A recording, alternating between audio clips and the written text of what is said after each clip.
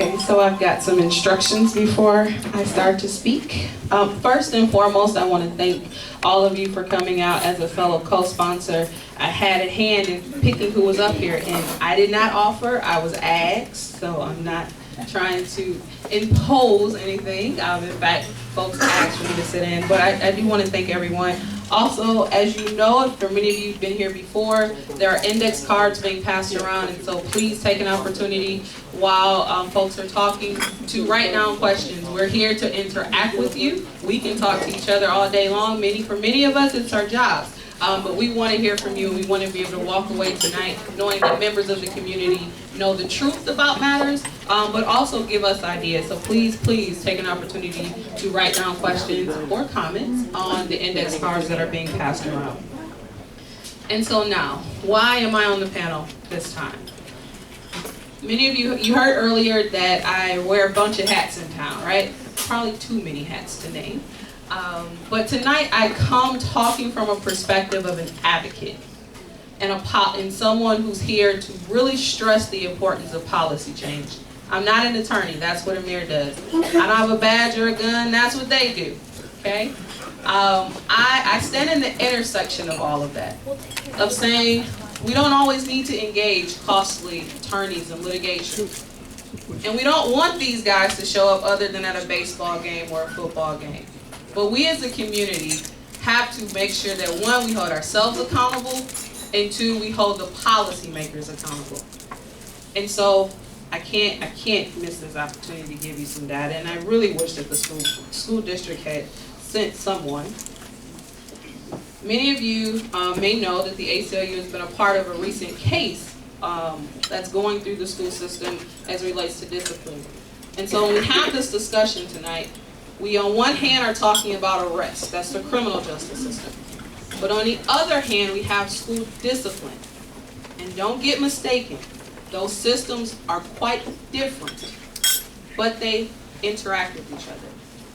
And so the first policy change that we really stress, if a kid is doing childish things at school, then let the school system deal with it. How do we do that? We make sure that parents are engaged in the process for accountability. We make sure that there's a community accountability component, and that's when we start talking about restorative justice.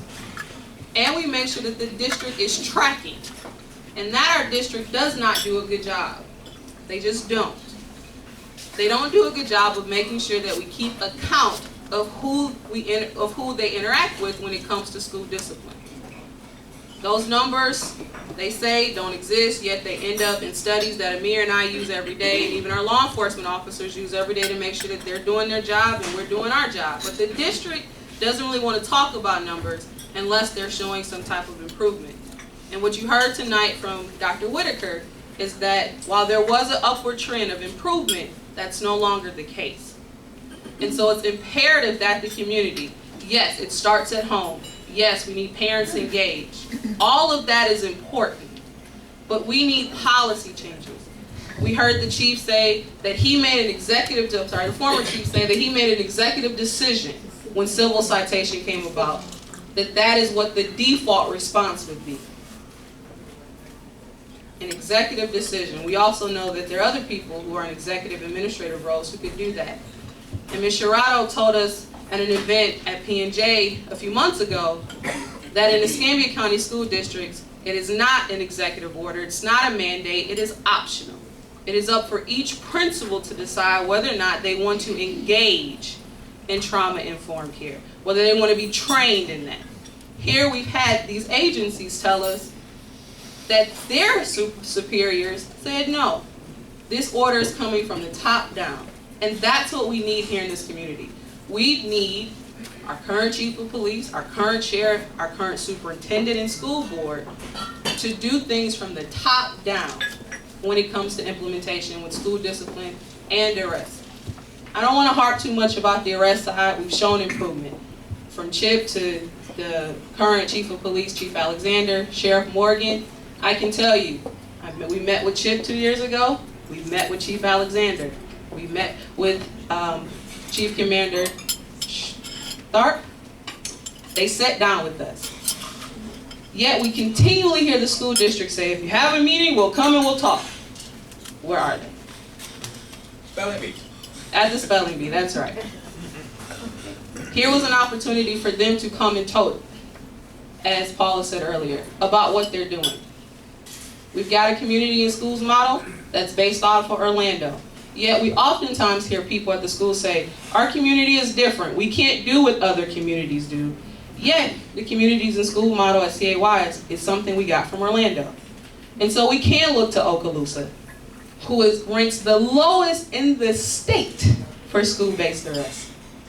And also, Superintendent Jackson told us a few months ago that she simply stopped sending kids home for out-of-school suspension. She just stopped. Said that's no longer the policy here. We're going to do some things different. And so when those numbers come out from the Florida Department of Education next month, I'm pretty sure Okaloosa County will also be at the bottom of that list when we look at school discipline. Can't say that for Escambia County. In fact, there was a time where Escambia County suspended more kids, actually probably, if I'm not mistaken, 2 years ago we were the top 3. Second to only Polk County and Broward County. And Broward County did something really great. They came up with a promise plan in partnership with the community, the NAACP, the judges, the state attorneys, the public defenders, the sheriff, social service agencies were all at the table. And they created a document that was binding, that said it's not a guidance. We're not going to choose whether or not we're going to do it. We're going to implement this, and we're going to do it with the community. And so that's another example of how this community could work with the school district, if they were welcoming, to in fact create policy change and impact children's lives. So we've got Okaloosa schools who arrested 2 kids last year. I'm sorry, 30s, in the 30s. For disorderly conduct, only 2. But we've got Escambia County who arrested almost 300 kids last year. We've got Okaloosa schools that superintendent said, I won't suspend kids out of school anymore. Unless they're a serious threat, I just won't do it. I can't wait to see what those numbers look like in Escambia next year. Come out in February. We've got Duval County that worked with the community, like Broward County, and created a restorative justice program that said if a child acts up in school, they won't get arrested, but rather they'll be referred to a community, a neighborhood accountability board, where members of the community will sit on a panel and decide how to impose some type of accountability sanction. So it could be community service, it could be mentoring, it could be community cleanup, not just community service in that sense. But it was the community that came together in Duval to work with the superintendent and the sheriff there to come up with the model. And so we've got several opportunities for solutions that are based right here in Florida that we can look to as proven models. And it is going to be imperative that many of you walk out of here today willing and ready to attend school board meetings, to write your superintendent, to show up at meetings, to demand that our superintendent and the other stakeholders actually create policy change and then implement it. Do it with integrity. Don't just write a piece of paper and put it on the shelf and kids never get the benefit of it.